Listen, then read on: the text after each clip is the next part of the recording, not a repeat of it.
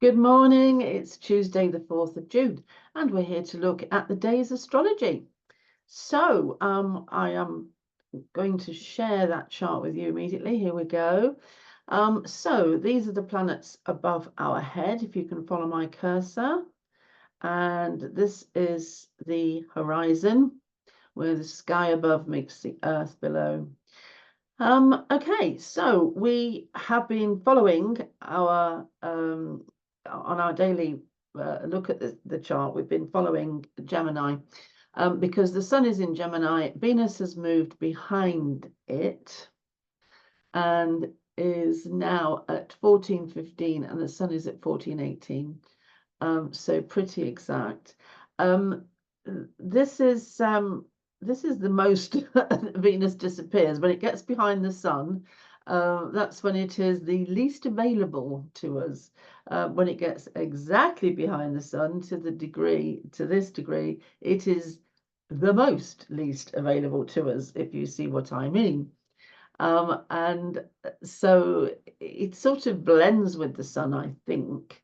But then I can't really, when I try to sort out how Venus feels today, that is, how is the main attractor feeling in my life? What is cosmos attracting or attracted to? What has a magnetic pull today? I guess it's going to be everything Gemini. I guess it's going to be words, conversations, trying to find solutions to things. And then I think, well, the sun is in Gemini, so maybe, it's just the sun that I'm getting that from. So you see, you get to this point in your astrological journey, the point I'm at, and still sit here and go, I don't know how this, what happens when the never-ending journey. It's quite fabulous. We've got Mercury at 2 degrees and Jupiter at 2 degrees. Again, very well conjunct as far as degrees are concerned. 2 degrees, 13 minutes of arc, 2 degrees, 60 minutes of arc. I mean, Mercury's only just got past Jupiter. So how do Mercury and Jupiter feel together? Well, this, of course, is the ruler of Gemini, Mercury, and the ruler of Sagittarius, Jupiter. And Gemini and Sagittarius are opposite each other on an axis. And this is their rulers getting together. So the actual meaning of these two together has to draw in the influences on these zodiac signs, because that's the way the cosmos works. It's in resonances. And so if we're looking at Jupiter joining with Mercury, then what we get is something that we don't get when we look at them individually. We get a blending of their meanings, if you like. And so this tends to be when people are thinking about, well, for us in the summer, for us in summer at the moment, this works perfectly because it's for those of us who are thinking about going on holiday, going on a short break, wanting to move beyond the horizon that we can see, to broaden our horizons, to learn by going a distance. Now you can go a distance on doing an internet search, or you can do it by going getting library books out, or you can get in your car and drive it. So this is about traveling long journeys. That's one of the things it's about anyway. And for the rest of it is, I think there's a really brilliant influence for writing here. I think it gives people the confidence to write, as well as the ability, as best they can get it from the cosmic atmosphere. So have you ever thought about, yes, you have, you've thought about writing a book. So, if I were you, I'd start it today. I don't think you can get a better astrological outlook or prediction for your baby book than you could have today. And all you need to do is get a notebook, write on the front of it the title of your book, open it up, and write something inside, and you have started your book. And I find it easier to work in articles or chapters and then put it all together at the end. If I sit there thinking, right, I've just started a book, I wouldn't go any further. I think I start by going, oh, I think I'll write an article. It seems so much easier. So see how you feel about doing that. So there's a good tip for today. The other point is that the moon is in Taurus here. So we've also got the feminine offering us an ability to put it into something solid, lay it down in stone, make something of it, which means it will last. So I think it's just a brilliant day for doing that, really. That's great. Okay, what else have we got going on here? Okay, so Mars has passed Eris now, although were I to look at this chart in 2 or 3 months' time, I'd be saying, "Oh, look, tight conjunction between Mars and Eris." So it still counts, but not as hot as it has been. Okay, interesting. I'm going to point out Neptune here because I think this is interesting. 2943. You would think that Neptune would be poised to move into Aries.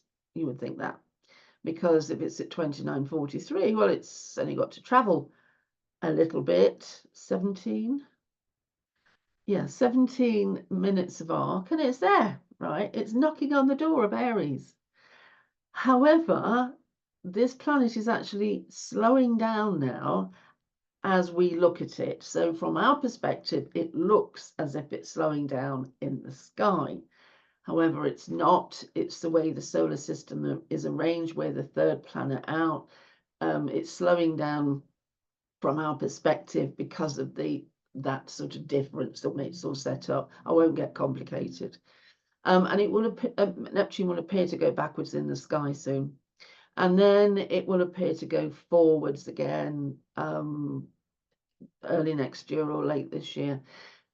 Now, that means that Neptune didn't get into Aries. So the next time the planet appears to go retrograde and then forward again will be the time that it does move into Aries. And I'm telling you, that will be quite a big move. Let me just get rid of this 1 second. Well, would you believe I can't get rid of it? I'm going to throw it somewhere. Get out of the way. Anyway, and it will be quite a big move. Currently, Neptune is in his own sign of Pisces. And that has been somewhat of a comfortable Neptunian experience. But when Neptune moves into Aries, this becomes a deeply uncomfortable experience, especially for those people with a lot of Aries.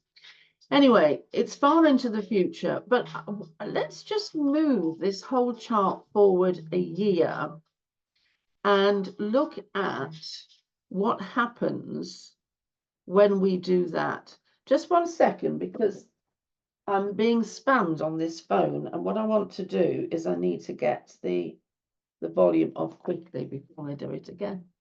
Right. Going back to this, I just want to move forward a year. I'm just going to do that a year. Let's go forward 1 year, that's all. Here we go.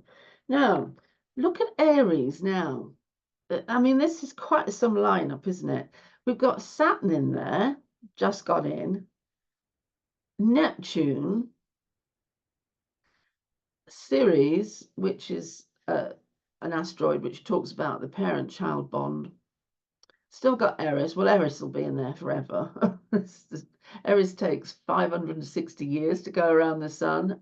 It'll be in there forever. Still got Chiron in there. So Chiron spends a long time in Aries, and fast moving. But as far as you know, it's in there just for the sake of we're looking at it. Venus will be out of there, in and out very quickly. Venus moves in and out of signs very quickly. But it's the bigger ones that I'm looking at. So we've got Saturn and Neptune and Chiron. Those are the ones that we watch, because with those comes our lessons, our opportunities for development. and growth. And so next year for Aries, ooh, opportunity for self-development and growth coming, Aries. Anyway, just thought I'd look at that. Hell, who wants to know about next year now? We'll cover next year when we get there. Right, okay, I'm just going to come out of that by coming back a year. Right, there we go. We are back now. There is a grand Earth trine going on between the Moon and Ceres and the Ascendant and Juno, a wide one anyway. So what that's telling me, I'm just going to stop sharing.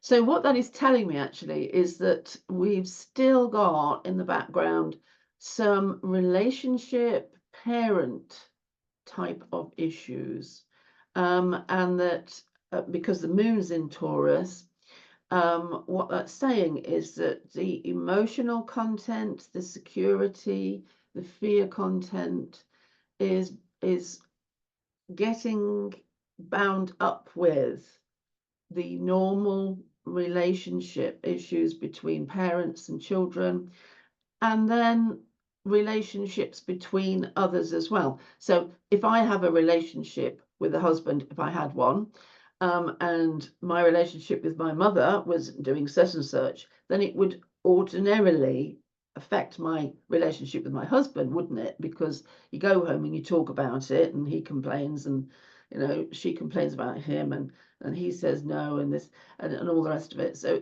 these things tend to be interlinked. So there's something about that, and it's remaining in the feminine right now. So it's under the radar, it's in the quieter areas of our life, but nevertheless, it's there in the background. I think I would say that. So whilst we've got all the chatter going on in Gemini, we have got these sort of family relationship issues going on in the background. There we go. There we go. I think I've said everything now. Can't think of anything else. The moon, of course, by the time we get to talk tomorrow, will be just on the cusp of Gemini, as we head into the new moon in Gemini. And I'm looking forward to that one. And of course, you will have started your book, which you're going to start now. And so you'll be one day into your book with a new moon in Gemini. What on earth? That is just the best. So I want to hear about all these books. Okay, that's well, I'm going to go now. Thank you. And thank you very much to Julie Barrett, who was the first one to go onto our Facebook page, my new Facebook page for my new book called The Easy Way to Learn Astrology. And so she's bought the book, she's gone on the Facebook page, she's following and liking and all the rest of it. And she posted a question yesterday. She's well ahead of everybody else, asking about something that's nearly towards the end of the book. And I thought, oh my goodness, here we are, the first one asking questions about it. So well done to Julie. We haven't even started the videos yet, so don't panic. We are due to start the videos next week. So get your book, get ready. You're going to learn astrology using a special series of videos, not these ones. I'm doing an extra set for the book, which is going onto the Facebook page of the book only. I'm not putting them anywhere else. So the whole package is together on the Facebook page. So yeah, don't forget to get your book. You get it from any Amazon if you want to, or you can get it from me if you want it signed, or you can get it from Inner Traditions, who are offering 25% off, I think.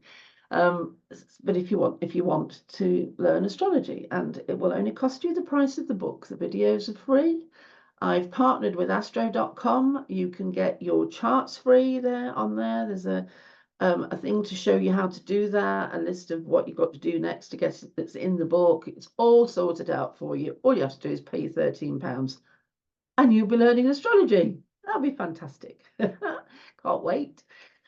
No doubt I shall see some of you here and there. That'll be good. Do you know, I will go now. Honestly, I will go now. Let me find it. Right. Okay. I'll see you tomorrow. Thank you. Bye.